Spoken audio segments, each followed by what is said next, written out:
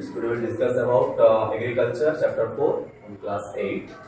Before starting the topic, we will discuss about what are our different sector of Indian economy. What is our sector of Indian economy? क्योंकि यहाँ पर sector जानना हम लोग के लिए उतना ही इम्पोर्टेंट है, क्योंकि एग्रीकल्चर इन तीनों में से कोई भी एक सेक्टर में है जो किसी सेक्टर की जो है एक प्राइमरी एक्टिविटीज भी है. तो सपोज अगर हम लोग बात करते हैं सेक्टर्स ऑफ इंडियन इकोनॉमी, तो इंडियन इकोनॉमी को हम लोग 3 पार्ट में डिवाइड कर सकते हैं. First one is primary sector, second one is tertiary sector, secondary sector, and third one is tertiary sector. यहाँ पर प्राइमरी सेक्टर वो सेक्टर है जिस सेक्टर में बेसिकली हम लोग नेचुरल प्रोडक्ट को यूज करते हैं, नेचर थिंग्स को ज्यादा से ज्यादा यूज करते हैं, वही होता है primary sector. Like agriculture, dairy, fishing, forestry, mining, hunting and gathering, ये सारे जो है आपके किसके अंदर आते हैं? प्राइमरी सेक्टर के अंदर आ जाते हैं. सिमिलरली अगर हम लोग बात करते हैं secondary sector and tertiary sector, तो सेकेंडरी सेक्टर वो सेक्टर है जहां पर हम लोग कोई भी चीजों को नेचुरल प्रोडक्ट को मैन्युफैक्चर करते हैं. Basically all different type of industries under this category of secondary sector. And tertiary sector क्या होता है? जो प्राइमरी एंड सेकेंडरी सेक्टर को सर्विस प्रोवाइड करते हैं, तो उनको बोलते हैं टर्सरी सेक्टर. तो हम लोग पहले स्टार्ट करते हैं कि एग्रीकल्चर. तो एग्रीकल्चर की जो प्रॉपर डेफिनेशन उनसे स्टार्ट करने से पहले हम लोग देखेंगे कि एग्रीकल्चर वर्ड बेसिकली कहां से आए हैं. तो एग्रीकल्चर बेसिकली 2 वर्ड की कॉम्बिनेशन से हुआ है. तो देखो, the word agriculture is derived from the Latin words ager और agri mean soil and culture mean cultivation. तो agri plus culture is equal to agriculture, basically जिसमें हम लोग बोलते हैं कि सॉइल कल्टीवेशन या फील्ड कल्टीवेशन. मतलब जिस पर्टिकुलर एरिया में with the use of soil, with the help of soil, with the help of different type of natural agent, जब हम लोग पर्टिकुलर किसी एरिया में कल्टीवेशन करते हैं तब उसको बोलते हैं agriculture. Okay. Now, definition and main concept of agriculture. As we see that agriculture is the art and science of cultivation of soil. या cultivating a soil. Basically, agriculture completely एक art. And growing crops and raising livestock. Growing crops and raising livestock. एक overall तुम क्या बोलते हैं इसको? Agriculture बोलते हैं. So it includes the preparation of plant and animal products for people to use their distribution and markets. उसको processing किया जाता है. Then agriculture provides most of the world foods and fabrics. Then agriculture is a primary activity as we all earlier discussed, and it includes the growing of crops, fruit, vegetables, flowers, etc., and so on. So in the world, around 50% of persons are engaged in agricultural activity, and 2/3 of the India's population is still dependent on agriculture. That's why we call the agriculture is the backbone of Indian economy, Indian economy. So it's very important part, students.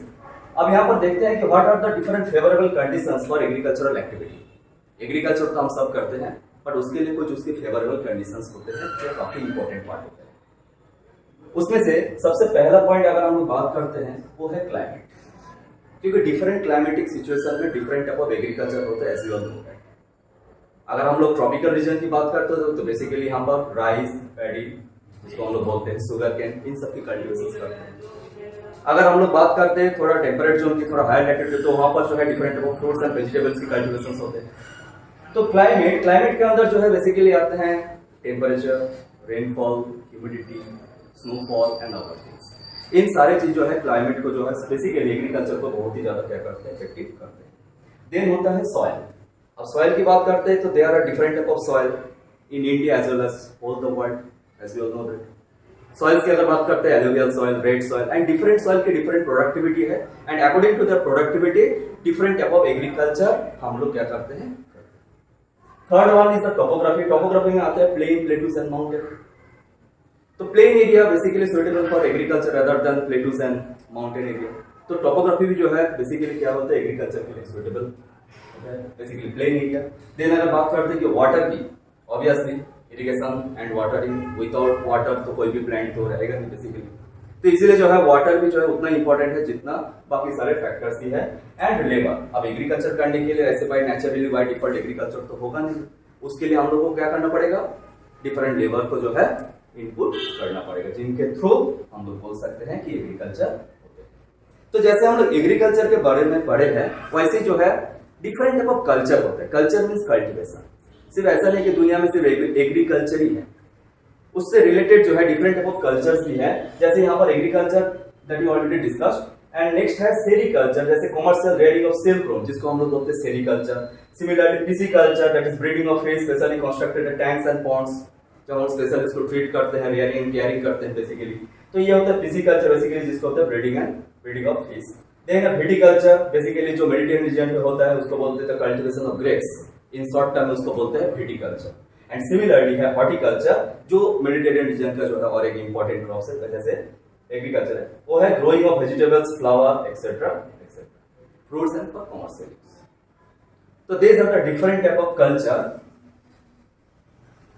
चलो अब हम लोग पढ़ते हैं कि types of farming, farming कितने types की होते हैं। तो एग्रीकल्चर इस पर्टिकुलर टॉपिक में जैसे हम लोग पढ़ ही रहे तो two different type of farmings होते हैं। फर्स्ट होता है subsistence farming and same next है commercial farming. Subsistence farming and commercial farming में जो मेन डिफरेंसेस ये है कि सब्सिस्टेंस मतलब यहाँ पर हम लोग प्रिमिटिव मेथड यूज करते हैं जो old India and few parts of the world still अभी भी जो है सब्सिस्टेंस टाइप ऑफ फार्मिंग करते हैं। बट कमर्शियल फार्मिंग में क्या होता है, बेसिकली लोग जो है यहाँ पर कमर्शियल होते हैं, बेसिकली मेनली प्रॉफिट के लिए बाहर मार्केट में एक्सपोर्टिंग करने के लिए इस टाइप ऑफ फार्मिंग किया जाता है जिसको बोलते हैं कमर्शियल फार्मिंग। चलो अब हम लोग देखते हैं one by one subsistence farming actually क्या है। अब देखो subsistence farming, this type of farming is practice to meet the need of the farmers family.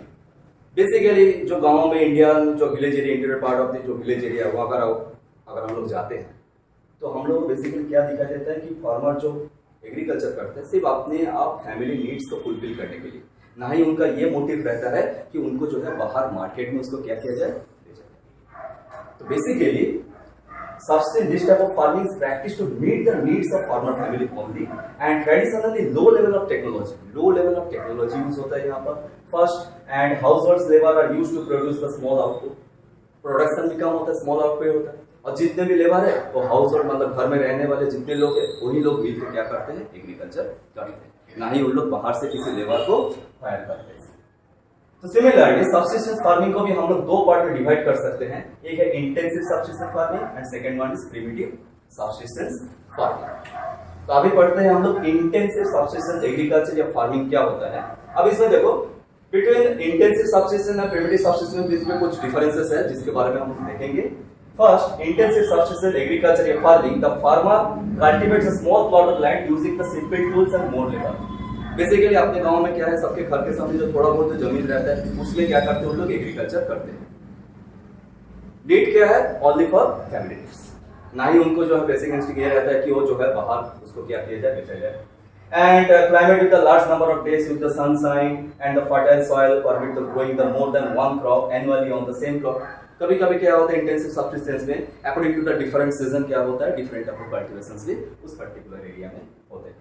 तो बेसिकली अगर बात करते हैं तो rice is the main crop. जैसे सब्सिस्टेंस फार्मिंग बेसिकली जहां पर होता है इंटेंसिव सब्सिस्टेंस बेसिकली वो है south east India, like India, Bangladesh, इन सब पार्ट में जो है साउथ ईस्ट एशिया की जो पार्ट है यहाँ पर जो सब्सिस्टेंस एग्रीकल्चर काफी ज्यादा होते हैं।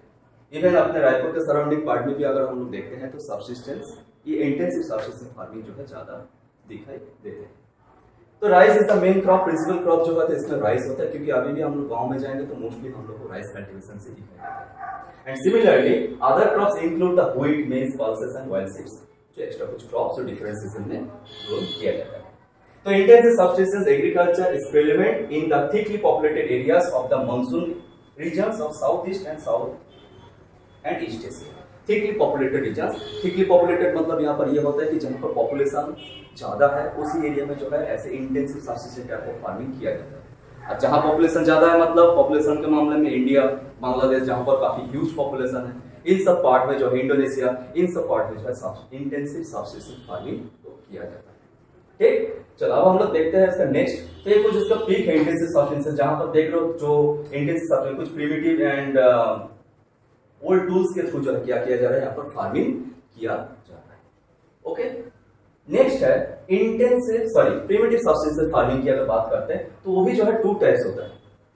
एक होता है शिफ्टिंग कल्टीवेशन और दूसरा क्या होता है, नोमैडिक फार्मिंग। तो सबसे पहले हम लोग पढ़ते हैं कि शिफ्टिंग कल्टीवेशन के बारे में। क्या होता है shifting cultivation? Shifting cultivation is practiced in the thickly forested area of Amazon basin, tropical Africa, part of Southeast Asia and Northeast India। इन सब पार्ट में जो है शिफ्टिंग कल्टीवेशन होते हैं। अब होता क्या है शिफ्टिंग कल्टीवेशन? बेसिकली कुछ ट्राइबल ग्रुप्स ऐसे हैं जिन लोग फॉरेस्ट एरिया में एक प्लेस से दूसरे प्लेस में घूमते हैं। क्यों घूमते हैं? उस पर्टिकुलर फॉरेस्ट एरिया को सबसे पहले वो लोग कट डाउन करते हैं। कट डाउन करने के बाद जब वहां पर उस फॉरेस्ट एरिया को जलाते हैं जलाने के बाद जो वहाँ पर एग्रीकल्चर करते हैं, करने के बाद जब उस एरिया की जो सॉइल है वहाँ की जो प्रोडक्टिविटी जब खत्म होते हैं तो फिर उन लोग जो है दूसरे पहाड़ी में चले जाते हैं, दूसरे फॉरेस्ट एरिया में चले जाते हैं या दूसरे रीजन पे चले जाते हैं, जाके वहां पर जो है सेम टाइप ऑफ एक्टिविटीज करते हैं, same type of activities like फिर वहां की जो फॉरेस्ट एरिया है उसको काटते हैं, काटने के बाद फिर जलाते हैं, उसके बाद फिर जो है वहां पर एग्रीकल्चर करते हैं। तो this type of activity is generally known as shifting cultivation. Shifting cultivation is also known as the slash and burn agriculture. तो शिफ्टिंग कल्टीवेशन का अगर देखा जाए वर्ल्ड के कुछ कंट्रीज ऐसे हैं जहां पर शिफ्टिंग कल्टीवेशन जो है काफी ज्यादा दिखते हैं। तो डिफरेंट पार्ट में डिफरेंट कंट्री में जो है डिफरेंट नाम पे शिफ्टिंग कल्टीवेशन को जानते हैं हम लोग। जैसे पर इंडिया की बात करते हैं तो उसको बोलते हैं झूमी, नहीं नॉर्थ ईस्ट इंडिया को हम लोग क्या बोलते हैं झूमी बोलते हैं, मिल्पा बोलते हैं मेक्सिको में, रोका बोलते हैं ब्राजील में एंड सिमिलरली लदान बोलते हैं मलेशिया में। ओके, और ये है उसका कुछ पिक, जैसे कुछ ट्राइबल ग्रुप यहाँ पर आप देख रहे हो कि यहाँ पर जो है कुछ ग्रुप जो क्या किया है वहाँ पर जो फॉरेस्ट एरिया उसको काट कर रहा है, उसके बाद उस एरिया में उन लोग कल्टीवेशन करेंगे with the help of local soil. जब उसका प्रोडक्टिविटी कम हो जाएगा, खत्म हो जाएगा, then they are move from one place to another place. यहाँ पर देखो जो इस पर्टिकुलर हिली रीजन पे यहाँ पर मोस्ट ऑफ द पार्ट में देखो बिल्कुल भी जो है फॉरेस्ट कवर नहीं दिखाई दे रहा है। इसका मतलब इन सारे पार्ट में जो है शिफ्टिंग कल्टीवेशन हुआ है from one part two another part.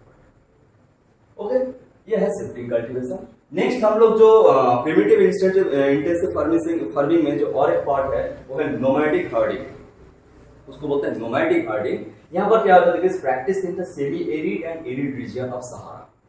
Arid and semi arid basically जो ड्राई डेजर्ट रीजन है उसी रीजन पे जो है नोमैडिक हर्डर्स हम लोग को ये नोमैडिक हर्डिंग एक्टिविटीज ज्यादा दिखाई देते हैं। अगर हम लोग डेजर्ट रीजन की बात करते हैं, जैसे इंडिया का थर्ड डेजर्ट है, सहारा डेजर्ट है, चाइना की डेजर्ट है, नॉर्थ अमेरिकन डेजर्ट, तो इन सब पार्ट में जो है नोमैडिक हर्डर्स जो है दिखाई देते हैं। अगर बात करते हैं और India like Rajasthan and Jammu Kashmir में भी जो है शिफ्टिंग कल्टीवेशन एक्टिविटी दिखते हैं क्योंकि वहां पर है कोल्ड डेजर्ट और राजस्थान में है hot desert named as Thar. Okay, अब यहाँ पर देखो in this type of farming herdsman move from place to place with their domestic animals for fodder and water along defined the routes. उन लोग जो है एक प्लेस से दूसरे प्लेस में अगेन मूव करते हैं, पर इनका कैरेक्टरिस्टिक्स ये है जो शिफ्टिंग कल्टीवेटर्स है उन लोग फॉरेस्ट टू फॉरेस्ट मूव करते हैं और इन लोग एरिड रीजन से लेके एरिड रीजन मतलब ड्राई रीजन से लेके ड्राई रीजन मूव करते हैं with their animal, with the domestic animals like cattle, buffalo, सीप, इन सब को लेके जो है एक प्लेस से दूसरे प्लेस में क्या करते हैं लोग मूवमेंट करते हैं।